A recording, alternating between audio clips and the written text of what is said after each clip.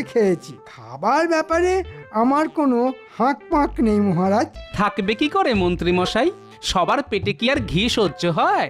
তাই বাধ্য হয়েই দেখে শুনে খেতে হয়। আহ, বলি হচ্ছেটা কি? এখানেও শুরু করে দিলে তোমরা। এদিকে নবাবের মনে মনে যে আর কি আছে সেটা তো এখনো জানা বাকি। না না না না না, মুর্শিদাবাদের নবাব ধার বাকিতে কোনো কাজ করে না, যা করে সব টাটকা টাটকা। তাই আপনাদের ওপর সন্তুষ্ট হয়ে পুরস্কারও দেবেন টাটকা টাটকা। ও বাবা, পুরস্কার? পেট ভরে খাবার পরে আবার হাত ভরে পুরস্কার?